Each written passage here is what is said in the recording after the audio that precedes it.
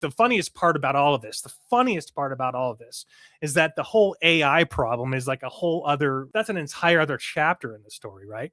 If these corporations think that the Democrats, when they come back in power, are going to, play by the old rules and say, "Oh, never mind, we'll forgive you for all the people you've fired, all the policies and principles you've violated, all, the laws you've skirted," I think they've got another thing coming. Netflix needs to be Bud lit.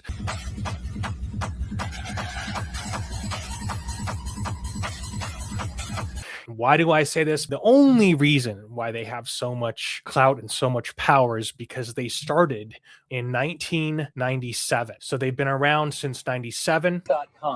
Make a list of the movies you want to see, and in about one business day, you'll get 3 DVDs. Keep them as long as you want, without late fees. Then when you're done, look, prepaid envelopes. Return one, and they'll send you another movie from your list. It's easy. Netflix. All the movies you want, $20 a month, and no late fees. And that was pretty funny back in the day when they were just beating out Blockbuster. I just wanted to paint a picture for you, and it's so easy for us to pay the $12 to $20 a month or whatever we do, but they need to get Bud lit. Higher Ground is the company that Obama, the Obamas own. They started their deal with Netflix in 2018. They signed a multi-year production agreement with the streaming service to create content to their own production company, and that was back in 2018. In 2024, they renewed their deal. This means that Netflix gets the first opportunity to review and potentially greenlight Higher Ground's content before it's shopped elsewhere. They're the most international. They look at themselves as an international company altogether. And so when it comes down to it, this is why, everybody feels that Netflix wouldn't be a good deal for any of this whole thing with Warner Brothers and all that mess. Everybody was on the same page with Bud Light. Everybody realized, everybody from top to the bottom, normies, non-normies, everybody knew that Bud Light was down. I couldn't believe it. I did not think that it would go to the degree that it did, but it did. And so we succeeded, and we can vote with our wallets here. Vanguard owns almost 10%. BlackRock owns almost 9%, so 8.2%, and State Street owns 4%. So that's effectively it's pretty much a quarter of the company. So that's a very large chunk. And of course, everybody's seen it. We've all seen the results. They want America to fail. They want us to become something other than what it is.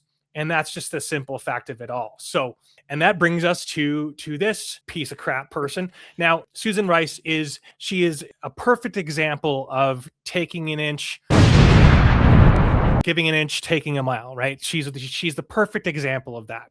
And they've been doing this for a long time. And the sooner we all realize it, the better, and realize it, that that's all they're going to do. That's all they're going to do is they're going to take the mile.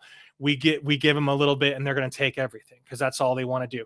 Now her the threats that she makes are silly. They're stupid.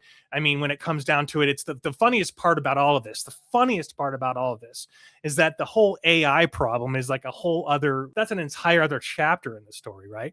If these corporations think that the Democrats, when they come back in power, are going to, play by the old rules and say, "Oh, never mind, we'll forgive you for all the people you've fired, all the policies and principles you've violated, all, the laws you've skirted," I think they've got another thing coming. I think the funny, and there's so many funny angles to this. There's so many funny angles. Like, this person thinks that we're all like diehard Trump. And it's like, no, we just wanted you to stop lying and stop trying to replace Americans. And you're evidence of the contrary. You're evidence of this ridiculous school of thought. How much is this person worth? 40. She's worth 40 million. She's worth $40 million. And she thinks, and the poor people of the whatever, of the people that feel excluded, so to speak. So she's going to really fight for them, right? No, she doesn't give a shit about those people. She doesn't care at all. The funnier side of all of this is the AI angle, right? That baffles me in general, because they're fighting over these IPs that have already escaped your clutches. They've already escaped. All the Warner Brothers, Disney, all this other bullshit. Everything else has already escaped. So they're fighting over something the right to send cease and desist letters. That's what they're fighting for. They're fighting for the right to send letters to threaten people for stealing their IP when they purchased it for $33 a share or whatever.